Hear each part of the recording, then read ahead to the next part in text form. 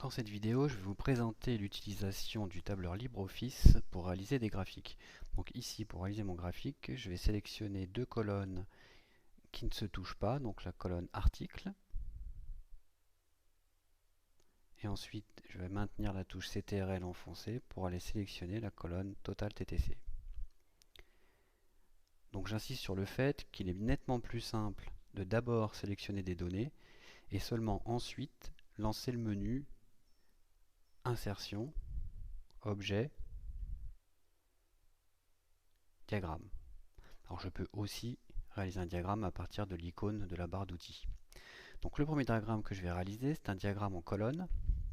Donc c'est le modèle qu'on me propose par défaut. Je vais faire suivant. Ici, vous voyez que la plage de données correspond bien à ce que j'ai sélectionné avant de lancer le menu. Série de données en colonne, effectivement, tous les totaux TTC sont bien dans une colonne. Première ligne comme étiquette, oui. Les articles et total TTC, ce sont des étiquettes. Première colonne comme étiquette, oui aussi. Lait, sucre, beurre, œufs, etc. Ce sont bien les étiquettes qui correspondent aux valeurs que j'ai dans la dernière colonne. Alors toutes ces cases sont bien cochées parce que j'ai d'abord réalisé ma sélection. Si je lance d'abord le menu et que je fais la sélection ensuite, ça va être à moi de savoir si mes données sont en ligne ou en colonne et si ma première ligne et ma première colonne sont des étiquettes. Donc pour se simplifier la vie, une nouvelle fois, je vous conseille de d'abord sélectionner le tableau. Je fais suivant. Donc il s'agit bien d'une série de données Total TTC. Alors ici, si vous n'aviez pas pris Total TTC dans votre sélection, il aurait affiché colonne H. Donc là, sélectionnez toujours les étiquettes, ça vous permet d'améliorer le rendu de votre graphique. Suivant. Donc un titre, par exemple Toto TTC.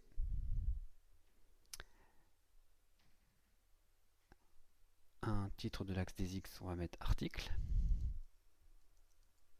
Et pour l'axe des Y, on va mettre Toto en euros.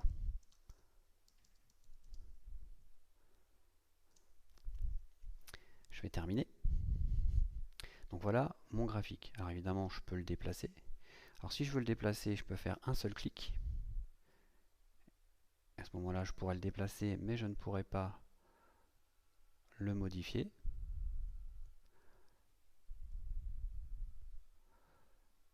Si je veux pouvoir éditer ce graphique, il faut que je double-clique dessus. Et là, vous voyez, il apparaît un rectangle gris. Là, je suis bien en édition. Alors si je veux ajouter des étiquettes de données, eh bien ça se passe dans le menu Insertion. Insertion, étiquette de données. Là, je vais les afficher comme nombre. OK. Éventuellement, je peux agrandir ici. Et je peux bien sûr intervenir sur chacun des éléments ici en le sélectionnant. Et après, dans ma barre d'outils, j'appuie sur Formater la sélection. Par exemple ici sur un titre, je peux changer de police, changer de couleur et ainsi de suite. Donc ça, premier modèle de graphique, le diagramme en colonne. Alors ici, c'est pas forcément le meilleur compromis, puisque ce que je veux, c'est comparer entre eux des valeurs par rapport à un total. Pour faire ça, il vaut mieux utiliser un diagramme circulaire. Donc si je change le type de mon diagramme, donc bouton droit, type de diagramme, et que je demande un secteur, vous voyez qu'on se rend mieux compte de la répartition. Par exemple, on se rend tout de suite compte que cette partie-là est prédominante par rapport aux autres. Ça me permet de comparer les valeurs entre elles.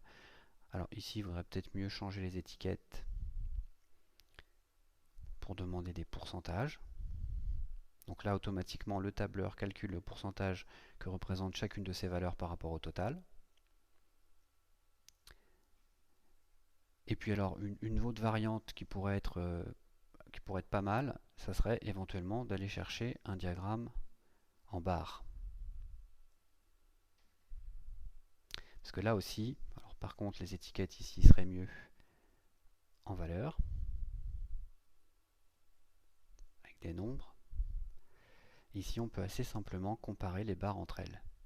Alors le premier graphique qu'on a utilisé, il va être plutôt utile si vous voulez faire apparaître une évolution. Par exemple, si vous voulez comparer le chiffre d'affaires d'une entreprise sur plusieurs années, vous pourrez voir assez rapidement, selon la taille des barres que vous allez avoir à l'écran, l'évolution, si ça augmente, si ça baisse, si c'est fluctuant.